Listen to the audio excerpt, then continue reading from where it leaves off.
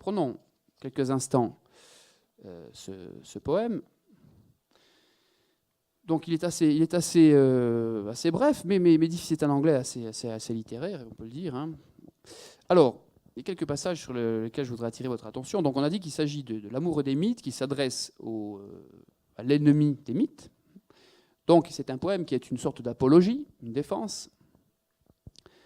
Et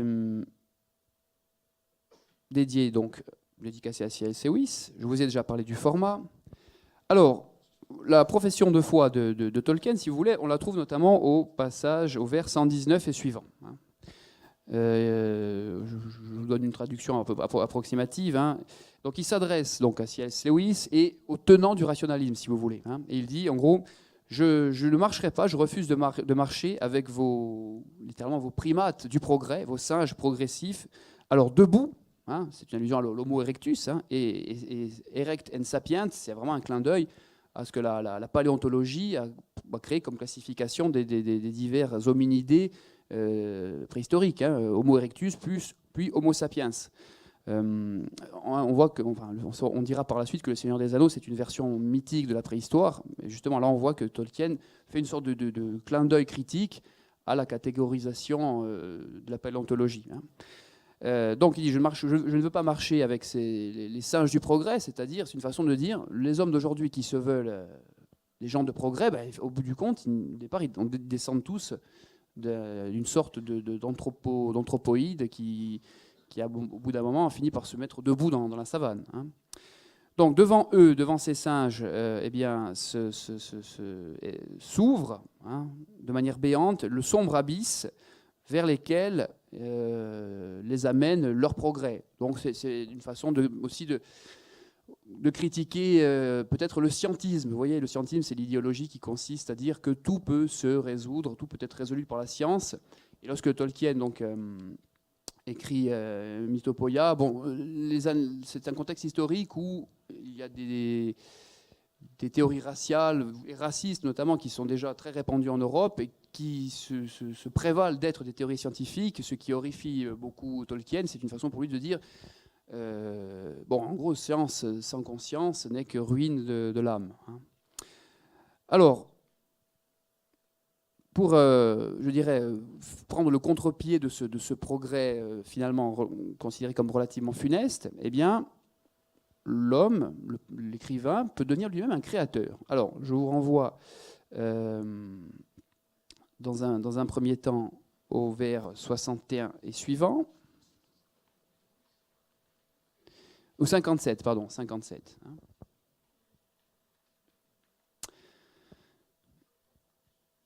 Alors, je m'aperçois qu'il y a une coquille au vers 58. Bon, voilà, c'est fait. Alors, il s'agit on parle de l'homme ici. Hein. Pour disgracié qu'il soit, il n'est pas pour autant détrôné et il conserve les haillons de la royauté ou du titre de la seigneurie qu'il possédait autrefois. Alors, au lieu de one, il faut lire once. Je vous demande de bien vouloir m'en excuser.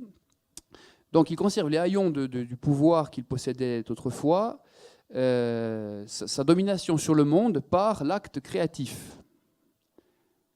Et ce n'est pas à lui de vénérer le grand artefact, l'homme sous-créateur, le grand artefact. Alors il faut considérer que là, les critiques disent qu'en parlant du grand artefact, Tolkien renvoie à la grande création, c'est-à-dire celle de Dieu ou de l'univers, je dirais.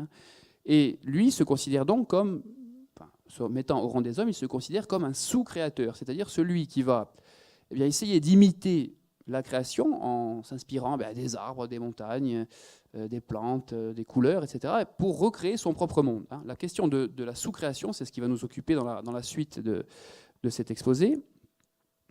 Et il y a un petit peu la même chose au vers 127 et suivant. 125, pardon. Un peu comme tout à l'heure, Tolkien disait qu'il refusait de marcher à côté des singes intelligents, si vous voulez. Il dit je n'arpenterai pas votre sentier poussiéreux et plat en en raisonnant sur ceci et cela, ou du moins en déduisant ceci et cela à partir de ceci et cela, vous voyez, en reprenant un petit peu, il reprend de manière critique le vocabulaire de la logique, hein, un petit peu le vocabulaire aristotélicien, si vous voulez. Hein. Donc, votre monde inaltérable, ou dans lequel le petit créateur, hein, the little maker, littéralement, c'est le maker, mais plus petit que l'autre, que le grand maker qui serait Dieu, ou le grand dessein de l'univers, si vous voulez. Votre monde inaltérable dans lequel le petit créateur n'entre en nulle part par l'art justement du créateur. Donc il y a une répétition dans le même vers du mot créateur. Alors qu'est-ce que c'est que ce little maker? Eh bien c'est encore une fois le poète, le fabuliste qui va procéder à la mythopoïèse sans chercher à égaler Dieu ou la création. Hein. Quand on dit Dieu, Tolkien souvent dit Dieu, mais c'est à défaut d'un autre nom comme principe créateur, même si lui-même était chrétien et catholique. Hein. Donc bon, il y a une forte dimension chrétienne dans son œuvre. Mais bon, là, en l'occurrence, elle sert à introduire avant tout le raisonnement sur l'aspect littéraire. Alors, c'est aussi une façon de répondre à C.S. Lewis, qui critiquait les fables. Alors, sachant qu'à l'époque, C.S. Lewis, en fait, n'avait pas encore écrit tout ce qu'il allait écrire sur Narnia. Il va changer d'avis. Hein, et dans des lettres, on sait très bien que C.S. Lewis, eh bien, au lendemain de la fameuse discussion qu'il a eue avec Tolkien, eh bien, tout simplement, changea d'avis. Donc, voilà une discussion intéressante. Vous savez que Oscar Wilde disait qu'il détestait les discussions parce qu'elles vous font souvent changer d'avis. Alors, la mythopoïa, si vous voulez, elle prend ce poème-là, hein, occupe la position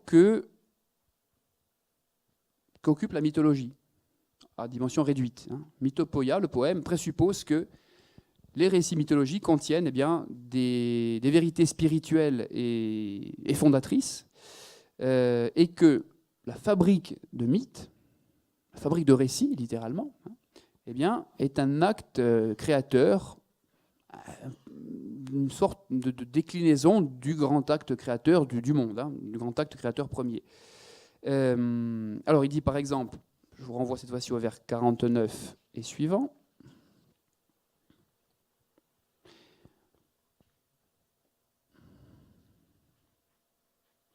Il dit « Il n'y a pas de firmament, juste le vide. » Alors là, c'est une référence directe à la science. Hein. Pour la science, le firmament, c'est simplement le vide de l'espace infini. C'est une sorte d'espace sans limite, dépourvu de toute considération esthétique. Ça peut renvoyer aussi au fameux vertige pascalien. Hein. Vous vous souvenez que pour Blaise Pascal, nous ne sommes qu'un point dans l'univers, entre deux infinis, entre l'infiniment grand et l'infiniment petit. Et donc, pour Tolkien, eh bien, c'est dommage. Il dit, il n'y a pas de firmament, juste le vide. Hormis le toit d'une tente constellée de joyaux, si vous voulez, tissée de mythes. Et alors, elf pattern, c'est pas facile à traduire. Je dirais dessiné à la mode des elfes, si vous voulez. Hein. Alors, ce que nous voyons, nous, ce que l'homme devrait voir, en fait, c'est le monde tel que les mythes le décrivent. Nous ne sommes pas en mesure de voir le monde comme le télescope Hubble voit le monde, comme le télescope Hubble voit le ciel. C'est une façon pour Tolkien de nous mettre en garde contre des perceptions trop mécanistes, trop scientistes du monde. Il considère que la dimension humaine, c'est aussi percevoir les choses un peu comme les mythes nous les décrivent. Et c'est pour cela, justement, que les mythes sont dépositaires de vérité. Voilà. Et donc, pour faire que nous percevions le monde tel que les mythes nous le décrivent, il faut un intermédiaire. Cet intermédiaire, c'est le poème. Hein. Et je vous renvoie enfin à deux derniers passages de ce poème. Alors, les vers 145 et suivants, ou plutôt 142 et suivants. Hein. Alors, au paradis, en parlant des poètes, alors ils ne paraissent plus hors de propos. Hein. Awry, ça veut dire maladroit ou déplacé. Hein. Et bien qu'il crée de nouveau, l'anglais dit « they make no lies », c'est-à-dire ils ne créent pas des mensonges. Alors ça nous renvoie un peu à ce que disait Strabon tout à l'heure, hein, la mythopoeia n'est pas signe d'ignorance. Bon, ici on déplace un petit peu le curseur. Hein. Les poètes ne créent pas de mensonges. Hein. Soyez sûr, sois sûr, alors il s'adresse à Misomitus, sois sûr qu'ils créeront toujours, n'étant pas morts, et les poètes auront des flammes sur leur tête et des harpes sur lesquelles leurs doigts infaillibles s'abattront. Hein. Et alors, à cet endroit, chacun choisira pour toujours à partir du tout. Alors le monde, c'est le tout, hein, all.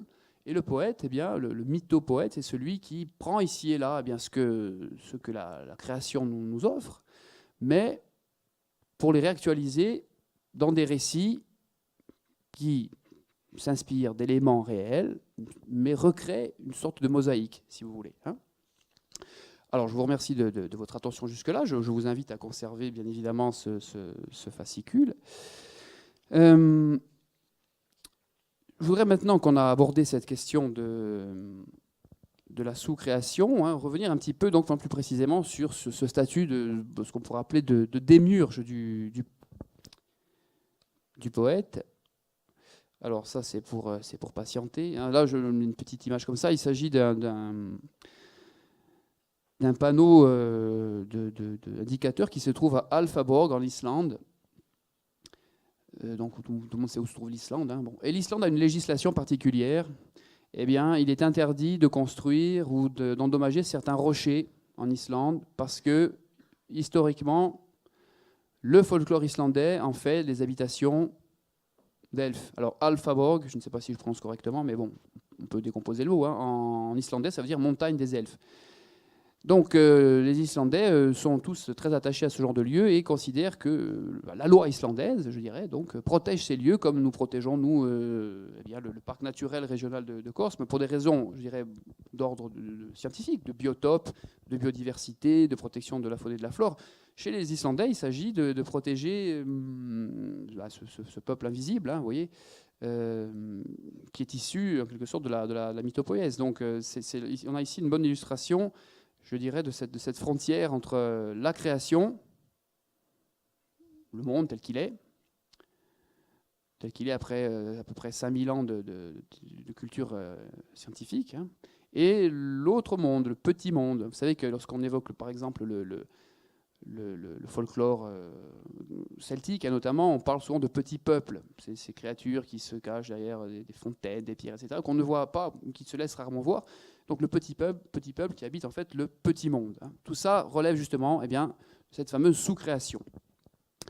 Alors, je m'inspire ici des travaux de mes éminents collègues Anne Besson, Vincent Ferré et Pierre Jourde. Hein. J'aurais peut-être dû vous donner une bibliographie, mais bon, si vous êtes intéressé par ces questions, cherchez tout ce qui a été écrit par ces auteurs, qui sont de jeunes auteurs, eux-mêmes fans, je dirais, de ce genre de littérature au départ, et qui ont ensuite réussi à en faire leur métier. Donc si parmi vous il y a des vocations, hein, n'hésitez pas, on peut vivre de ce genre de passion. Bon.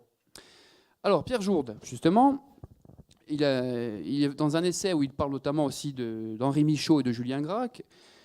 Il parle de Tolkien et il dit ce que crée Tolkien eh bien, répond à notre ancienne nostalgie de l'ordre. Tolkien crée quand même quelque chose d'ordonné. Il crée une cosmogonie. Or, en faisant un peu d'étymologie, on s'aperçoit que cosmogonie eh bien, est issue de racines, cosmos, monde, et goné, qui signifie la génération, le fait de créer quelque chose. Bon. Cosmos, c'est simplement l'ordre. Cosmos, c'est ce qui s'oppose au chaos. C'est pour ça que le mot cosmétique eh bien, vient à la même racine. Hein. Les cosmétiques, c'est ce qui permet de donner un ordre au visage. Voilà. Donc, l'œuvre cosmogonique de Tolkien ouvre au lecteur un territoire dans lequel eh bien, rien n'est insignifiant. C'est-à-dire, rien n'est dépourvu de sens. Tout a du sens. Rien n'est insignifiant. Ce qui est insignifiant, c'est justement ce qui est négligeable parce que dépourvu de sens. Eh bien, chez les gens comme Tolkien, c'est l'inverse. Tout fait signe, c'est-à-dire le langage, les êtres, les lieux. Et ces lieux, donc, font signe, font sens, et ils se créent en même temps qu'ils sont nommés. C'est le principe de l'invention. Vous savez que les noms de lieux chez Tolkien sont issus de la langue qu'il a lui-même inventée. Les noms de lieux ont tous un sens, une étymologie, une histoire. Et si on lit notamment les appendices des œuvres comme Le Seigneur des Anneaux, ou les appendices au Silmarillion, on s'aperçoit que les noms de lieux ont connu des variantes, et parfois ont plusieurs noms selon la langue dans laquelle ils sont mentionnés. Même dans les films, il y a des allusions à ça. Alors, c'est donc le principe de l'invention littéraire, mais aussi le principe de la recherche de la cohérence. La mythopoïèse, elle implique de la vraisemblance et donc une forte part de rationalité. C'est justement le paradoxe. La mythopoïèse, c'est recréer de la rationalité. Alors, pour qualifier sommairement les œuvres de Tolkien, on parle volontiers de tale, romance, par opposition à la novel. La novel, c'est le roman réaliste, et aussi romance par opposition au roman médiéval, que Tolkien connaît bien puisqu'il est professeur de littérature médiévale. Le roman médiéval qui très souvent fait la part belle à des événements épiques, se focalise sur des personnages qui, je dirais, dépassent le commun des mortels, alors que justement Tolkien, lui, veut créer veut mettre en scène bien évidemment des personnages d'exception, mais qui évoluent dans un monde dont il nous décrit la vie sociale, la vie culturelle, même parfois la vie agricole, les potagers, les plantes, et ces personnages qui fument de l'herbe à pipe, par exemple. Bon, c'est très trivial, et le Nouveau Seigneur des Anneaux s'ouvre sur ces considérations. Bon.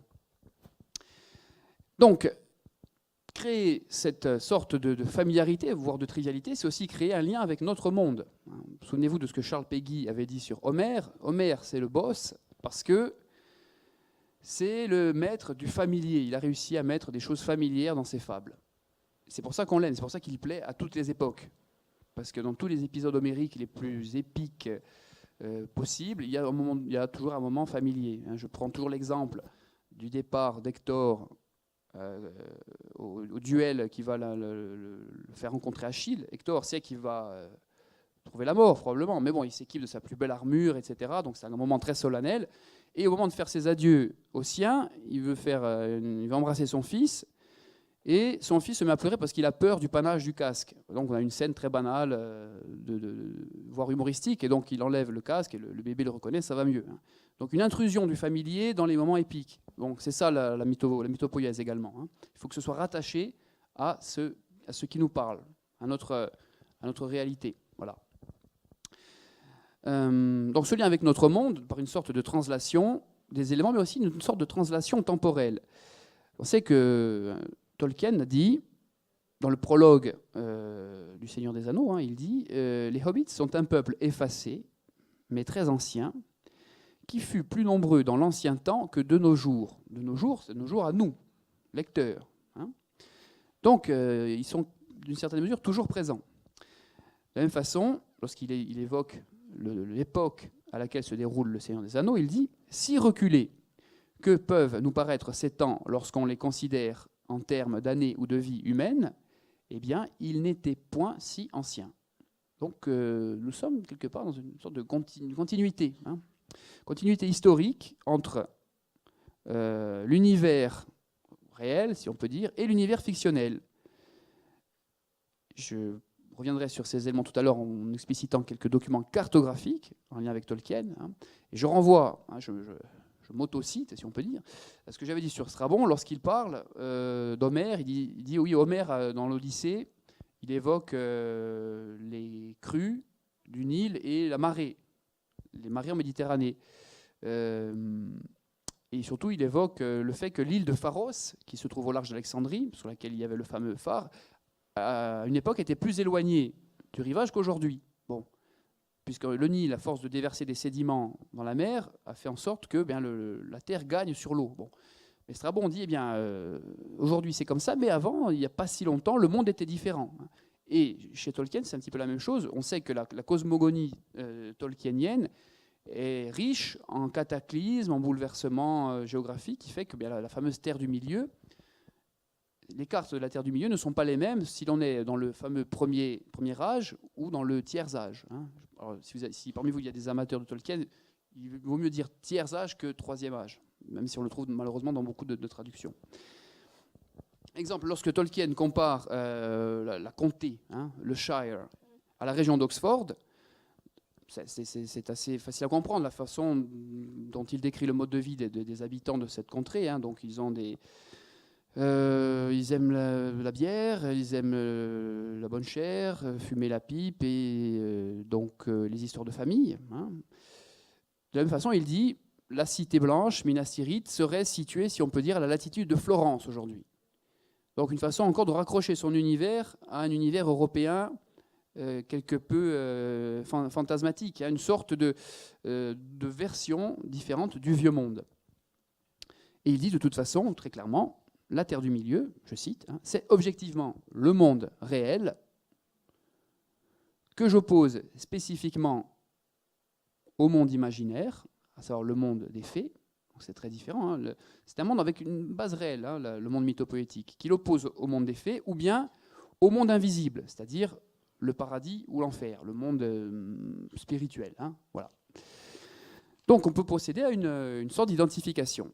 Alors, je passe assez brièvement sur, je dirais, ce qu'on retient très souvent de manière un peu caricaturale de l'univers tolkienien, c'est-à-dire tous ces réalia médiévalisants, moyenâgesques. C'est vrai que, notamment, ça tient surtout aux représentations iconographiques de cet univers, ou filmiques. Sommairement, on peut dire c'est du médiéval fantastique. Bon, mais Tolkien lui-même n'a pas cherché à imiter ou à reproduire fidèlement les objets, coutumes, pratiques du Moyen-Âge. Il s'en est peut-être inspiré, mais il n'a pas voulu faire du médiéval. Alors, par exemple, il y a une lettre où il évoque un des peuples du Seigneur des Anneaux, qui sont les Hoirim, et il dit, oui, ils ne sont pas médiévaux, je n'ai pas cherché à en faire des sortes de transpositions de peuples médiévaux dans mon univers. Il dit simplement, si vous voulez vous en faire une idée, eh bien, regardez la tapisserie de Bayeux. Alors, je ne sais pas si tout le monde connaît la tapisserie de Bayeux. C'est une tapisserie, une longue tapisserie qui représente un épisode historique, à savoir la conquête de l'Angleterre par Guillaume le Conquérant, la bataille de Hastings. Donc c'est un document à la fois artistique mais historique, puisque les personnages que l'on voit dessus ont tel type d'équipement, notamment côte de mailles et aubert, pas d'armure de plate, comme on dit. Donc, ce qui fait que certains puristes, par exemple, ont dit que, notamment les adaptations cinématographiques de Tolkien, étaient fautives dans la mesure où on voyait certains personnages de telle culture avec des objets, des éléments, notamment des armures, qu'ils n'auraient pas dû avoir, puisque Tolkien en avait fait simplement des porteurs de côte de mailles. Vous voyez, donc, une œuvre fictive suscite des débats d'historiens. On est dans une sorte de vrai faux qui ne cherche pas à être fidèle à la réalité, mais simplement à s'en inspirer. Alors, de la même façon que certains ont voulu voir si Tolkien était fautif ou pas d'un point de vue de son imitation du Moyen-Âge, alors que ce n'est pas le problème, de la même façon, certains ont dit Tolkien, c'est de l'allégorie. On a voulu voir la mythopoïèse comme quelque chose de purement symbolique. Alors évidemment, certains ont été excessifs dans cette interprétation allégorique en disant voilà, Tolkien écrit le Seigneur des Anneaux dans les années 30, fin des années 30, début des années 40, donc c'est la guerre en Europe, ce Seigneur des Anneaux, c'est l'Ouest contre l'Est.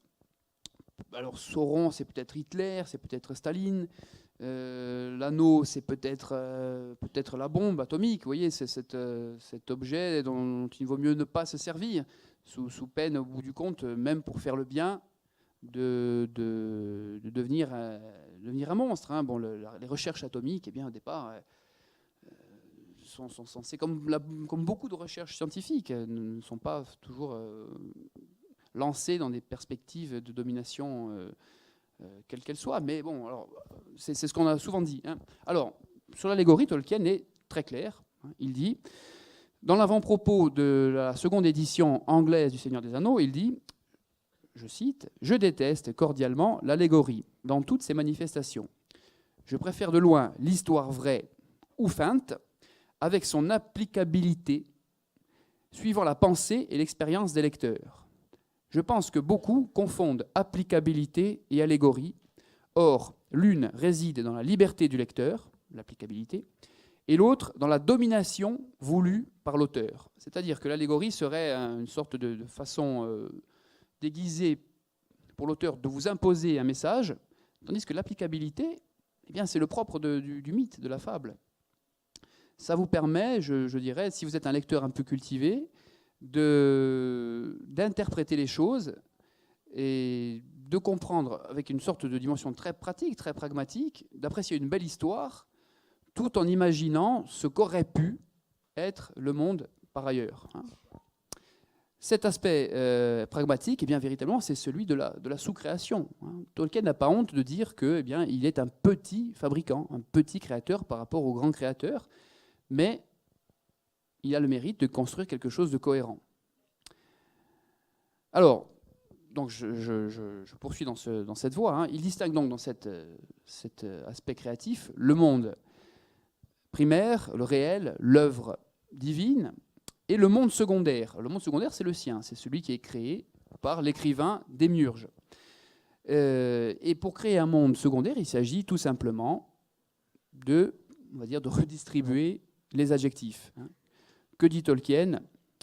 Ouvrez les guillemets. Dès lors que l'on a la possibilité d'emprunter le vert à l'herbe, le bleu au ciel et le rouge au sang, eh bien, on a déjà un immense pouvoir d'enchanteur. Concrètement, on va prendre dans le monde réel quelques outils, quelques éléments, et on va les réactualiser à notre façon, de créateur littéraire. Donc, ce qu'on a appelé la fantaisie, c'est véritablement un acte poétique. Alors évidemment, ce n'est pas follement original, mais ça permet véritablement de comprendre les aspects fondamentaux de l'œuvre. Alors, bien évidemment, être un sous-créateur, c'est relativement grisant quand même. Ça, c'est toujours, si vous arrivez à créer quelque chose de beau qui vous plaît, je pense que chacun d'entre vous en éprouve une certaine satisfaction. Votre plaisir, celui des premières personnes à qui, par exemple, vous faites lire ce que vous avez écrit, puis éventuellement le succès en librairie, si les lecteurs aiment ce que vous avez dit. Je vous rappelle qu'Aristote, dans les premières lignes de la métaphysique d'Aristote, dit tout simplement « L'homme a la passion de connaître. L'homme éprouve du plaisir à connaître des choses. » Bon, donc il y a une dimension, je dirais, presque sensuelle dans l'esthétique. Ça fait du bien de lire des choses qui plaisent, tout simplement. Voilà. Donc, ça, c'est, je dirais, le premier plaisir immédiat. Le plaisir suivant, d'un degré un peu plus distancié, c'est de contempler des profondeurs de l'espace et du temps. Et aussi, ça offre la possibilité de trois choses. Tolkien met en place une sorte de trilogie. Le recouvrement, l'évasion et la consolation. Alors, il ne s'agit pas d'inciter le lecteur à se couper du réel, mais il s'agit de montrer le réel sous des dehors inhabituels. Il faut sortir de l'habitude. L'habitude nous coupe de tout. L'habitude nous coupe des êtres et des objets. C'est une sorte de gang dont il faut s'extraire en permanence, l'habitude. Et en redécouvrant les choses, on se les réapproprie, c'est ça le recouvrement. Recouvrer, eh bien, récupérer. On dit recouvrer la santé. C'est comme si on se retrouvait. Que dit Tolkien? Encore une fois, je cite, c'est par le forgeage de Gram. Gram, c'est l'épée de Siegfried dans la mythologie germanique. C'est donc par le forgeage de Gram que fut révélée la froideur de l'acier, et c'est par la création de Pégase, le fameux cheval ailé de la mythologie grecque, que les chevaux furent considérés comme de nobles animaux. Il prend le problème à l'envers. Au lieu de dire, un jour, quelqu'un a fait une épée et a dit, tiens, elle est pas mal, ce serait bien qu'on en parle dans un mythe, ou ah voilà un beau cheval, ça me donne l'idée d'un cheval ailé. Non, il prend le problème à l'envers. En fait, les choses sont devenues d'autant plus belles qu'on les a considérées à l'aune des mythes. On connaissait le mythe de Pégase, du coup on ne voit plus les chevaux de la même façon. Et c'est vrai que quand on fait le test, effectivement, voilà, quand vous montez à Corté, souvent vous voyez des chevaux qui, bon, enfin, avec un peu d'imagination et un peu de brouillard, vous pouvez vous imaginer dans la mythologie. Bon. Donc, c'est pas la fantaisie avec IE, hein, c'est pas la fantaisie au sens faible qui gouverne la fantasy, c'est la raison. La raison, hein, la vraie fantaisie, elle est bâtie sur quelque chose de solide, qui aide le lecteur à percevoir une forme de réalité et qui aide l'auteur à composer solidement son œuvre. Et il ne faut pas craindre la répétition, évidemment, ce n'est pas toujours très original de parler des couleurs, des montagnes, etc. Mais Tolkien dit, ça nous permet de contempler d'une façon différente le vert et d'être soudain saisi, mais non aveuglé, par le bleu, le jaune, le rouge, etc. Et ça, justement, cette nouveauté, en quelque sorte, elle permet l'évasion. Alors vous constaterez bien que Tolkien dit évasion et non pas fuite. La fuite, eh bien, c'est le lâche qui s'enfuit. Tandis que celui qui s'évade, c'est le prisonnier. Vous voyez la différence, hein, il parle d'évasion et non pas de fuite. On veut s'évader puisqu'on veut voir autre chose. On a besoin d'une sorte de dépassement. Or, la littérature tolkienienne, c'est véritablement une littérature qui dépasse, hein, la mesure de l'homme. Alors, est-ce qu'on doit comprendre, pardon, que la mythopoïèse permet de mieux comprendre le monde que la stricte écriture réaliste? Bon, ce n'est pas l'apanage de Tolkien, cela, puisque, hein, depuis Roland Barthes, le célèbre critique littéraire, le principe de non-contradiction, c'est le principe de toute œuvre que l'on donne à lire. Hein. Roland Barthes, qui écrit dans les années 70, le discours s'enferme avec scrupule dans un certain cercle de solidarité, les choses se tiennent entre elles, et ce cercle où tout se tient, c'est celui du lisible. Bon. Alors, n'importe quel écrivain, Balzac, hein, crée une sorte de monde mythopoétique, évidemment. Hein. Ensuite, chez Tolkien, c'est, je dirais, la part plus importante de fantastique. Mais toute œuvre fictive est parcourue par ces forces de cohérence, pour les plus réussis en tout cas. Hein. Bon. Alors, C.S. Lewis, qui va devenir un grand fan, un grand admirateur de Tolkien, dira que c'est le monde le plus cohérent jamais inventé. Bon.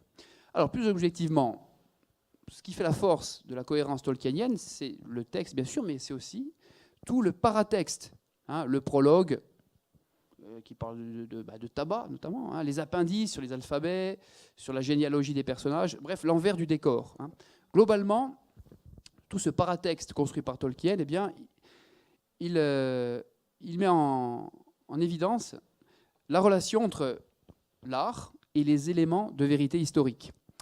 Vous savez que Tolkien est célèbre parce qu'il a, quand il était universitaire, hein, donné une traduction du célèbre poème épique anglo-saxon Beowulf. Hein, bon, ça a été adapté aussi, même au cinéma par ailleurs. Bon. Et c'est un poème du XIIe siècle à peu près. Et il dit, ce poème-là, eh bien, certains ont voulu en faire un document historique, alors qu'il fallait d'abord le prendre comme une œuvre littéraire. Hein. Or, pourquoi est-ce que les critiques se sont un peu laissés prendre au piège? Pourquoi est-ce qu'ils ont cru que c'était une œuvre historique? Parce que la qualité littéraire du poème était telle que ce poème donne un véritable effet de réel, hein, et qu'on le prend pour un document historique. Et donc, c'est vraiment comme ça qu'une œuvre, par exemple, comme Le Seigneur des Anneaux, se donne à lire. Hein. Alors, entre les débuts de la rédaction des œuvres de Tolkien, lorsqu'il commence à écrire Le Hobbit, au départ, Tolkien craignait de ne plus pouvoir découvrir quoi que ce soit. Hein. Et des années plus tard, après Le Seigneur des Anneaux, après des milliers de pages plus tard, eh bien, il a une prise de conscience, il le dit dans une de ses lettres, il ne pourra jamais finir, il ne pourra jamais achever son œuvre. Hein. Alors, je voudrais maintenant vous évoquer cet aspect indéfini au sens étymologique, hein, sans limite de l'œuvre, en abordant la question des cartes. Voilà, alors, ça c'est la fameuse carte du Hobbit. Alors, c'est 1937, vous constatez, par opposition par exemple à la carte suivante, qui est la carte de la Terre du Milieu. Cette carte du Hobbit, c'est ce qu'on appelle une carte objet. Pourquoi? Parce que dans la nouvelle, enfin, dans le roman et dans le film, les personnages ont la même carte que nous. Hein, ça, c'est la carte de Thorin, vous le savez. Alors en plus, vous voyez qu'elle est orientée à l'est. Hein. Si vous regardez ici, là où nous mettons d'habitude le nord, hein, la carte est dessinée à la façon des nains. Là, c'est l'est. Vous voyez?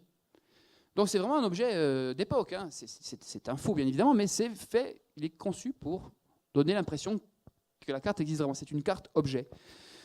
D'autre part, la carte de Bilbo, elle évoque, la carte du Hobbit, n'évoque que les lieux qui concernent l'action du Hobbit. En gros, hein, on ne voit pas le reste du monde. On n'a que les lieux qui concernent l'action, proprement parlé. C'est une carte objet, un élément que les personnages ont dans la main. Celle du Seigneur des Anneaux, voilà. C'est toute la Terre du Milieu au tiers-âge. Bon. Or, ici, on peut considérer qu'on a changé de niveau. La carte, elle est indépendante de la narration. Pourquoi? Parce que la carte montre des lieux qui ne sont pas mentionnés dans Le Seigneur des Anneaux, dans l'œuvre. La carte, elle a repris son autonomie. La carte n'existe plus seulement en fonction de la narration, mais pour elle-même, au début. Hein. Les cartes de Tolkien, elles se veulent juste narratives. Exemple, la carte du Hobbit. Mais elles finissent par devenir des cartes cosmologiques. Elles expliquent le monde, indépendamment de ce qui se passe dans le texte. Au début, Tolkien dit, eh bien, mes cartes sont des cartes pour clarifier, illustrer l'action, hein, de manière assez simple. Il va évoluer très rapidement et il va dire, dans mes histoires, on ne peut plus faire une carte en fonction du récit, mais on doit d'abord faire une carte et faire ensuite que le récit aille avec. Donc, on n'est même plus dans la simple création littéraire, on est dans le dessin géographique, dans la création littérale d'un univers. Les cartes, elles sont d'abord informatives, puis elles deviennent tout simplement utiles, mais pas utilitaires. Est-ce que vous voyez la différence?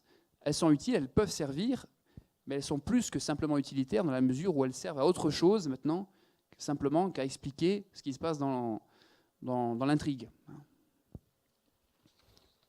Alors, je voudrais vous présenter aussi d'autres auteurs qui ont un petit peu procédé de la même façon.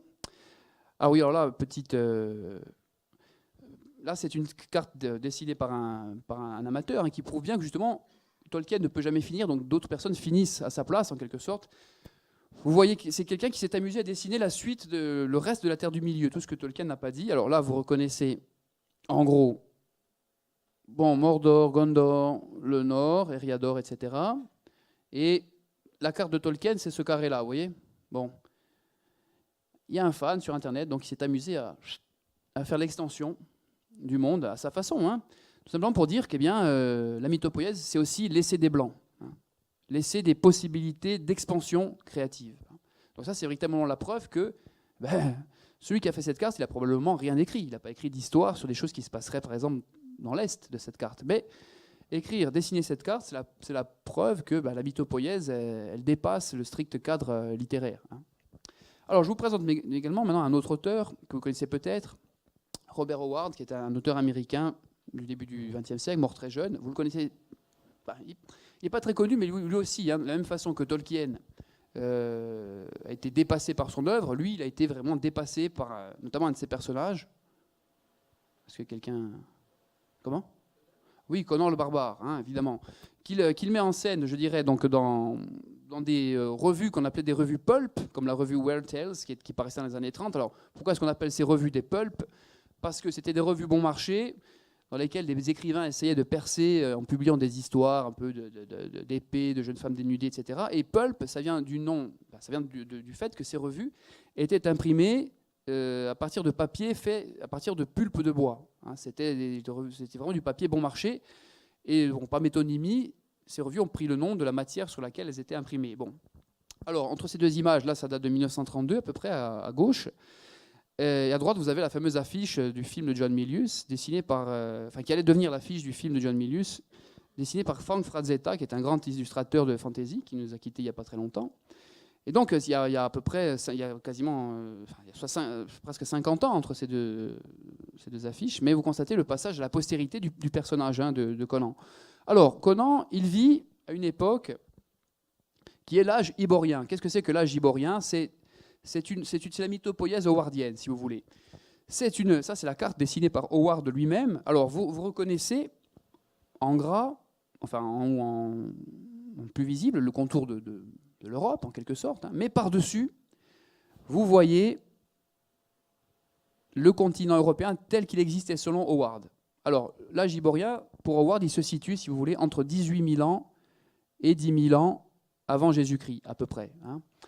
C'est une époque post- ou pré-cataclysmique qui est ainsi conçue par Howard qui lui permet, je dirais, eh bien, en choisissant des noms historiques, en créant un univers qui a existé à une époque proto-historique, entre la préhistoire et l'histoire, ça lui permet d'éviter l'écueil des anachronismes et d'avoir à exposer trop longtemps son univers. En créant la carte, on laisse au lecteur le soin d'imaginer tout l'univers. On n'a pas besoin de trop l'exposer. Alors, vous avez ensuite là une carte, je dirais, moderne, enfin plus propre, plus lisible de ce que c'est que le monde iborien à l'époque de Conan.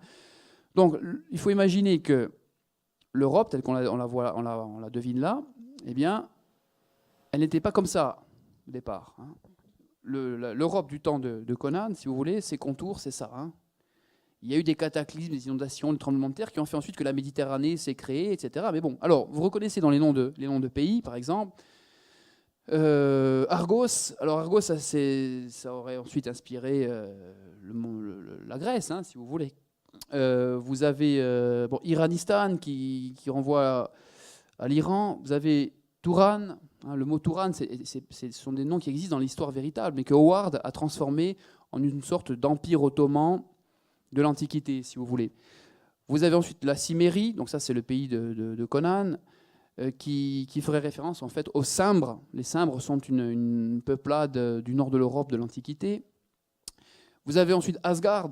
Alors Asgard, c'est le pays c'est le domaine des dieux dans la mythologie scandinave, mais pour Howard, eh bien, c'est un pays qui a vraiment existé dans des temps reculés et qui ensuite est entré dans le mythe, qui est devenu un mythe au fur et à mesure que, eh bien, je dirais, ce monde-là changeait et devenait celui que nous connaissons. Howard écrira aussi un essai dans lequel, un faux essai historique dans lequel il explique comment on en est passé de cette Europe-là à la nôtre, par des cataclysmes, des catastrophes naturelles et aussi des grandes migrations. Donc une sorte de paratexte qui dit, à l'époque de Conan, le monde était ainsi, et puis suite à des guerres, des catastrophes, les Iboriens, les habitants de ce monde, vont se répandre un petit peu, vont devoir migrer, et voilà pourquoi aujourd'hui, eh bien, si vous voulez, Argos se trouve là, mais les descendants d'Argos ont ensuite migré vers l'Est et occupent ce qui est maintenant la Grèce, en quelque sorte. Hein. Alors, troisième exemple que j'utilise ici, c'est Howard Lovecraft, que vous connaissez certainement aussi, qui est un autre auteur américain du début du XXe.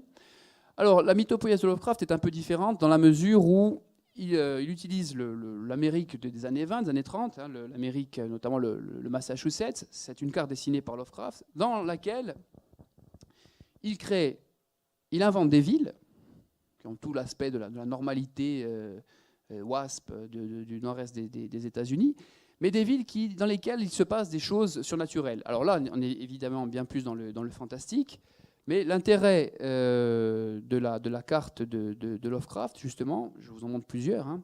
Donc ça, c'est celle qu'il a dessinée lui-même. Ça, c'est une version moderne. Alors, on devine, par exemple, ici, la ville de Salem, qui existe, hein, bien évidemment. Ici, Arkham, invention de Lovecraft. Kingsport, invention de Lovecraft. Et Innsmouth, ici aussi également, ville inventée par Lovecraft.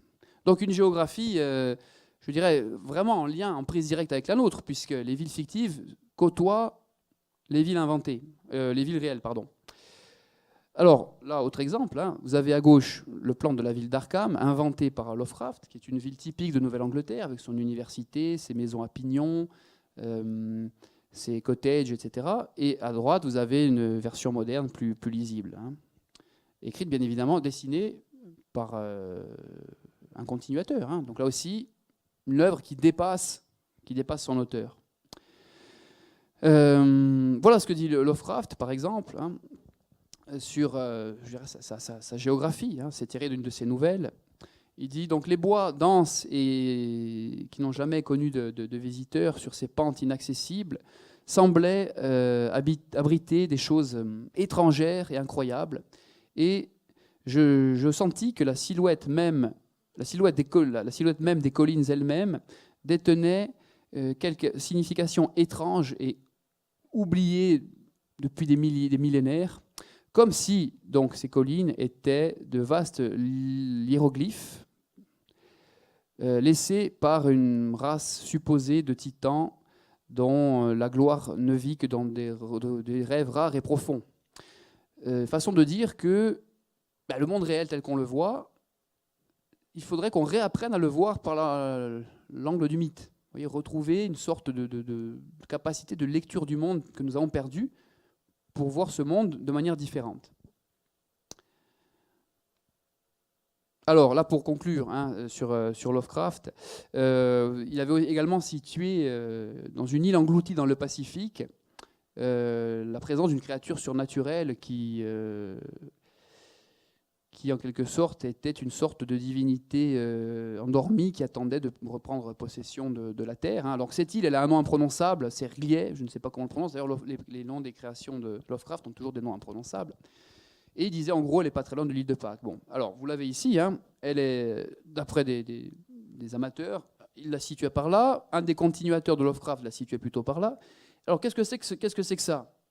Le bloop, eh bien le bloop c'est un phénomène naturel réel qui a été détecté au milieu des années 2000. C'est que pendant une année, dans cette région du Pacifique Sud, tous les sonars de la région, tous les sous-marins, tous les bateaux, toutes les bases maritimes détectaient une sorte de gigantesque écho sonar dont on n'a jamais pu véritablement trouver l'origine. Alors il y a eu plusieurs explications. Certains ont dit c'est peut-être des baleines qui migrent par là. D'autres ont dit c'est peut-être la plaque terrestre qui provoque des grincements.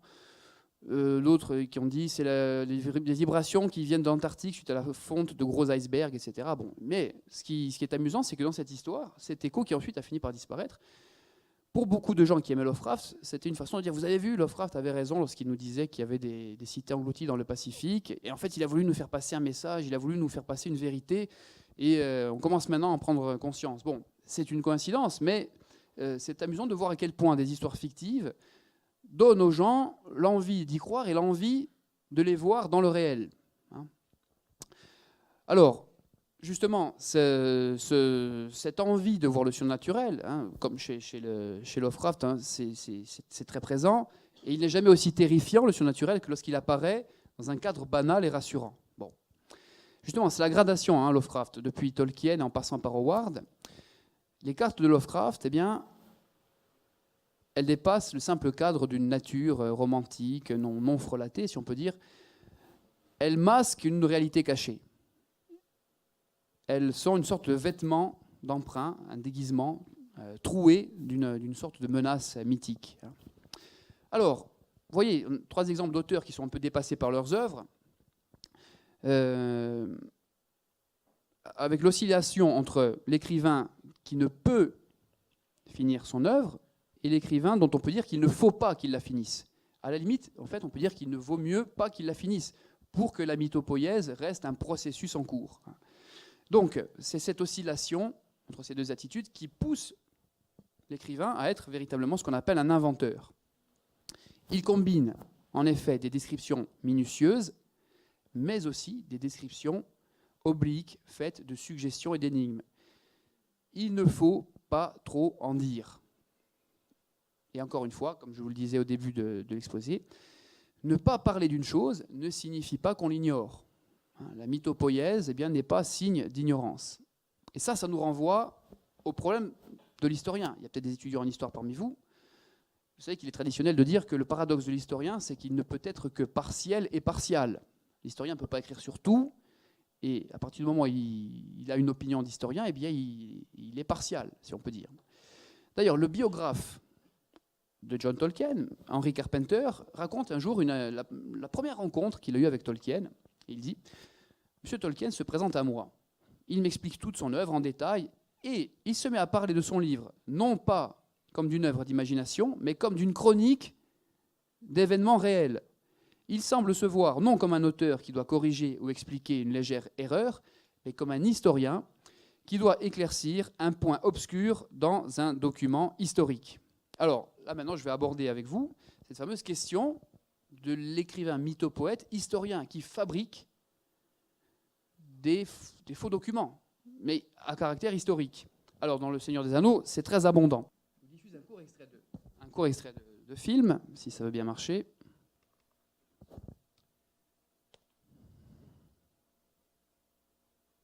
Donc, il s'agit du prologue de l'édition longue de la Communauté de l'Anneau, que nous ne pourrons pas mettre apparemment. Bon, ça va comme ça. Alors, qu'est-ce que vous reconnaissez là? Bien évidemment, on est dans la scène où le vieux Bilbo Baggins, voilà, il est chez lui et il va réécrire sa propre histoire. Donc vous connaissez la carte. Hein. Alors la caméra se promène sur la carte comme le lecteur, mais uniquement sur les parties qui concernent l'histoire, pas le reste. Le problème, c'est que lorsqu'on s'élargit, on prend conscience de l'immensité du monde.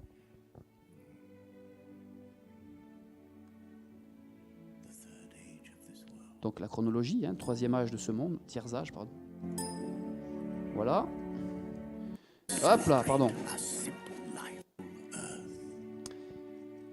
Donc la carte, elle est en possession de Bilbo. Oui, on est chez lui, il y a tout un fouillis qui évoque l'histoire de sa vie, tous les objets qu'il a ramassés, qu'il a accumulés, parce qu'il se veut lui-même chroniqueur et historien. Hein. Vous avez probablement, pour la plupart d'entre vous, vu ce film. Donc là, il n'y a rien de surnaturel dans une maison, avec un fatras, une cheminée, et un vieux monsieur qui va écrire ses mémoires, en fumant la pipe. Donc, posture typique de l'historien, du chroniqueur, si vous voulez, hein, signé de sa propre main. Et, bien évidemment, la page blanche. Et que dit-il? Par où commencer? Voilà. Et, bon, le geste fondateur. Non pas, il était une fois les grands rois venus de Numénor, etc. Hein, mais il était une fois, tout simplement, les hobbits. Bon, qui ne sont même pas dans le titre de l'œuvre, vous voyez. Mais ancrage dans la réalité. Comprenez? Alors, je relance le diaporama. Voilà. Donc, c'est le fameux livre rouge écrit par Bilbo. Et Tolkien dit simplement, moi je n'ai rien inventé, j'ai simplement traduit, j'ai trouvé ce livre rouge dans des vieilles sources anglo-saxonnes, et en fait je ne suis qu'un interprète, un scribe hein, de ce qu'a déjà écrit Bilbo. Alors de quoi s'inspire Tolkien en fait? Eh bien de ceci. C'est le fameux livre rouge de Hergest. Alors Hergest est une localité au Pays de Galles, alors vous l'avez écrit en gallois à côté, mais le gallois est une langue très difficile, notamment à prononcer. Donc c'est une chronique médiévale. Pourquoi livre rouge? Parce que les premiers exemplaires de ce livre, qui existent vraiment, hein, étaient reliés en cuir rouge, et c'est un livre qui contient à la fois des éléments de la mythologie galloise, mais aussi des éléments issus de l'histoire des premiers rois de Bretagne, de Geoffrey de Monmouth. Si vous vous intéressez à la légende arthurienne, eh bien ce livre est une source de documentaire de premier plan. Et donc Tolkien a voulu en quelque sorte imiter cet ouvrage, puisqu'il était lui-même très, très versé dans le folklore celte et gaélique. Et le livre de Bilbo serait inspiré d'un authentique livre médiéval reprenant à la fois des éléments mythologiques et des éléments historiques. Donc ça, c'est la source d'inspiration de Tolkien. Alors, ensuite, autre appendice, autre élément paratextuel du Seigneur des Anneaux, les fameux tableaux généalogiques. Alors là, vous avez la généalogie des nains, notamment toute la lignée de ce qu'on appelle la lignée de Durin, à gauche. À droite, vous avez un tableau de prononciation des lettres d'un des alphabets inventés par Tolkien. Il s'agit ici du Kirth. C'est l'alphabet utilisé principalement par Gandalf. Donc tout est fait pour avoir l'air sérieux ici. Hein. Il y a ensuite, chez Robert Howard, cette fois-ci, on revient dans l'époque de Conan. Alors ça, c'est le prologue du Conan le Barbare de John Milius en 1981. Bon, il faut faire un peu abstraction de la citation nietzschéenne, qui est une sorte d'arrière-plan idéologique, mais il faut écouter ce qui se dit. Bon, c'est en anglais, je vous donnerai la traduction. Time when the oceans drank Atlantis and the rise of the sons of Arius, there was an age undreamed of. And unto this, Conan, destined to bear the jeweled crown of Aquilonia upon a troubled brow. It is I, his chronicler, who alone can tell thee of his saga. Let me tell you of the days of high adventure. Alors, ça, c'est le prologue célèbre de ce film, hein, éminemment séminal, comme on dit. Alors, qu'est-ce que c'est que ce texte? C'est issu de ce que Howard appelle les chroniques némédiennes. Alors ça, le texte qui est là, c'est ce que vous venez d'entendre. C'est un chroniqueur, en fait, qui va raconter l'histoire de Conan. Et il dit, entre l'époque où les océans engloutirent l'Atlantide et l'avènement des fils d'Arias. Alors, qu'est-ce que c'est que les fils d'Arias? C'est une façon, en gros, de désigner, si vous voulez, les Indo-Européens. C'est-à-dire le début de l'histoire, en quelque sorte. Il eut un âge, une époque dont personne n'avait jamais rêvé. C'est alors que survint Conan, destiné à porter la couronne précieuse d'Aquilonie sur son front soucieux. Et c'est moi, son chroniqueur, qui seul peut vous conter sa saga. Laissez-moi vous parler de ces jours de grande aventure. Alors ça, c'est la version filmique. Et ça, c'est la version écrite par Howard, qui donc invente des chroniques proto-historiques, qu'il appelle les chroniques némédiennes, qui seraient en fait ses sources, les sources dont lui-même se serait inspiré. L'histoire de Conan, en fait, il l'aurait trouvée sur de vieux parchemins. Et ça dit à peu près la même chose, en plus long. Donc ce sont des chroniques qui s'adressent à un prince dont on ignore tout et qui évoquent le monde iborien passé. Donc sache, prince, que entre l'époque où les océans burent littéralement l'Atlantis et aux cités radieuses et l'avènement des fils d'Arias, il y eut un âge dont nul n'ose rêver. Donc après, il y a des détails sur les royaumes qui peuplent cet âge.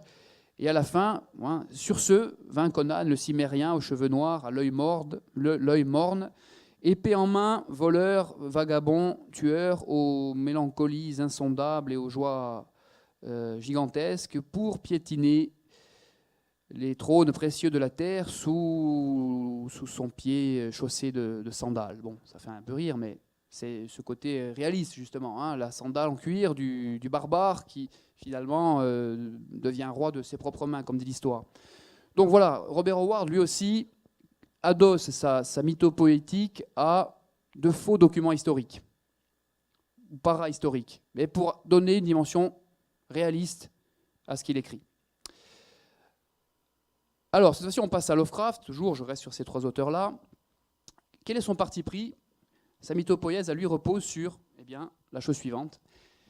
Tous mes contes, si hétérogènes les uns par rapport aux autres qu'ils puissent être, se fondent sur une croyance légendaire fondamentale qui est que notre monde fut à un moment, il y a très longtemps, habité par d'autres races qui, parce qu'elles pratiquaient une sorte de magie noire, furent déçues de leur pouvoir et expulsées. Expulsées de ce qui était la réalité à l'époque, mais vivent toujours à l'extérieur, aux marges, dans l'attente. Symboliquement, les créatures que Lovecraft met dans ces cités englouties ou dans ces dimensions parallèles, c'est simplement une façon de dire, le mythe, il est tout proche, le monde mythique, il est tout près, il suffit simplement de savoir regarder les choses. Alors, Lovecraft, lui, prend le parti pris de l'horreur, du fantastique inquiétant. Tolkien, lui, prend le parti pris d'un fantastique un peu plus féerique, mais le principe est le même.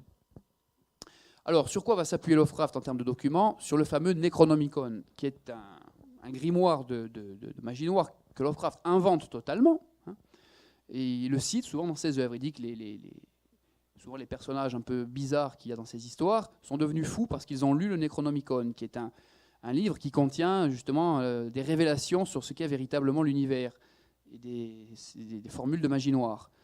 Bon, Lovecraft dit simplement, moi j'ai inventé ce nom, Necronomicon, avec une consonance grecque, littéralement le livre des morts. Bon, ça sonne bien et tout, bon, voilà. Et puis, il se prend au jeu, il va inventer d'autres livres interdits. Simplement, je vous le disais tout à l'heure, il est dépassé par son œuvre. Des gens vont croire que le Necronomicon existe vraiment. Et ils vont dire, non mais on nous cache la vérité en fait, le Necronomicon il existe vraiment, je l'ai trouvé en librairie. Et pour cause, des faussaires malins, astucieux mais créatifs, vont s'amuser à écrire des bouquins intitulés Necronomicon et faire beaucoup d'argent grâce aux fans de Lovecraft. Alors, Lovecraft va lui donner un titre en arabe. Au départ, il dit l'exemplaire original est écrit en arabe. Ensuite, il est traduit en grec, puis en latin. Et vers 1450, il est mis à l'index par l'Église et brûlé. Et il n'en existe plus que 5 copies dans le monde, une à la Bibliothèque nationale à Paris, une au British Museum, une à Harvard, une dans une université d'une ville imaginaire qu'il va inventer. Et en fait, il va, même de son vivant, il va commencer à voir apparaître la légende de ce livre comme une légende sortant de son strict cadre légendaire pour devenir quelque chose de véritable. Et il va écrire des lettres aux gens, il va dire « Non mais attendez, c'est une invention, si vous voyez le Necronomicon en vente quelque part, c'est une escroquerie. Hein. » Mais pourtant, il ne pourra rien faire pour empêcher ça. Et beaucoup de gens aujourd'hui vont dans des bibliothèques et dans les fichiers cherchent Necronomicon. Alors il y a une anecdote, hein, c'est qu'à la célèbre université de Harvard, un étudiant facétieux s'était amusé, à l'époque où les fichiers étaient encore papier, à mettre une fiche Necronomicon dans le fichier bibliothèque. Et donc ça avait fait une petite émotion. Hein. Parce que dit Lovecraft lui-même, hein, en fait, au propos de ces fameux livres terribles et interdits, je suis contraint de dire que la plupart d'entre eux sont purement imaginaires. Il n'y a jamais eu d'Abdul al-Azred, ce qui serait l'écrivain arabe de la première version du Necronomicon, ni de Necronomicon, car j'ai inventé ces noms moi-même. Hein, ah ben je l'ai mis 2 fois, tiens. Bon, donc là, c'est de la pure invention. Je vous disais, il était obligé de son vivant de dire attention, là, la mythopoèse est en train de déborder ses limites. Hein. Et en dessous, ben, vous avez une sorte de facsimilé qu'un bonhomme s'est amusé à fabriquer. Hein. Alors, j'en reviens maintenant à notre propos général. Hein. Donc, si on veut relater des faits réels, eh bien, il faut être au service de faits vraisemblables. Et il ne s'agit pas simplement de demander la complicité du lecteur. Que dit Tolkien ? Et ce qu'il dit peut s'appliquer même à Howard ou à Lovecraft, même s'ils sont un peu antérieurs.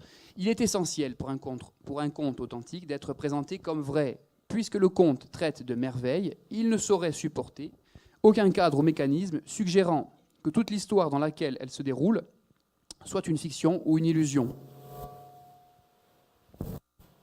Donc, si on veut rendre le monde fictionnel crédible, c'est parce que cet impératif, eh bien, se trouve en accord avec la conviction profonde que les mythes et les contes contiennent une part de vérité, qui emprunte cette forme justement pour se révéler.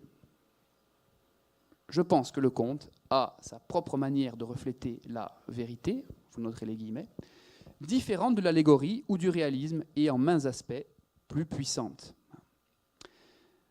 Lors de cette fameuse discussion qui donna naissance au poème Mythopoeia qui nous occupe au début de ce propos, Tolkien dira « De même que les mots sont des inventions par rapport aux objets et aux idées, de la même façon, le mythe est une invention à propos de la vérité.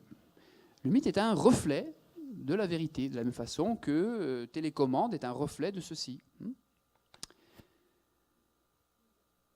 C'est un petit peu la même chose que l'on retrouve chez Howard Lovecraft, qui réinterprète le passé de l'humanité en éclairant tout le folklore magique de l'humanité d'une finalité unique. Et alors, Lovecraft sera considéré lui comme le père de ce qu'on appelle le réalisme fantastique, mais un critique du XXe siècle dira, par exemple, la cosmologie de Lovecraft et sa mythologie nous effraient tout simplement parce qu'elles sont possibles. Lovecraft dit que des créatures étranges étaient en fait les premiers maîtres de la Terre il y a des millions, voire des milliards d'années. Or, aujourd'hui, on sait que la vie existait sur le globe il y a 2,7 milliards d'années. Et nous ignorons tout de cette vie. Donc, l'inspiration mythopoétique, elle vient simplement du réel. Je parlais tout à l'heure de cette fameuse formule, la suspension consentie de l'incrédulité. Vous savez, c'est ce qu'on demande aux lecteurs de fiction. Hein. C'est une formule que l'on attribue à Samuel Coleridge, qui est un poète, écrivain romantique anglais. Suspension temporaire de l'incrédulité. Ici, c'est beaucoup plus que cela. On ne vous demande pas temporairement d'apprécier une histoire parce qu'à un moment donné, il y a un peu de surnaturel. Non. On vous demande, et ce sera le mot de la fin, plus largement de développer une croyance sans restriction. On pourrait presque dire un état d'enchantement. Et c'est ce que John Tolkien nomme la croyance secondaire. Vous êtes un lecteur toujours libre d'accepter ou non l'univers fictionnel, mais simplement, si vous l'acceptez, vous acceptez tout. Et c'est pour cela que ce tout doit être le plus cohérent et le plus détaillé possible. Et donc, pour conclure, je dirais que dans le mythe qu'il construit, Tolkien, et ceux que j'ai présentés aussi, dans une certaine mesure, eh bien, peuvent dire que, et ont raison de dire que ce que le créateur relate est vrai, parce que ce qu'il relate est en accord avec les lois de la physique, de la nature, de leur monde. Donc, il ne crée pas la vérité, mais il crée de la vérité. Et je conclurai là-dessus avec cette petite diapo, voilà, avec le fameux monogramme de John Tolkien. Un simple rêve est plus puissant qu'un millier de réalités. Voilà.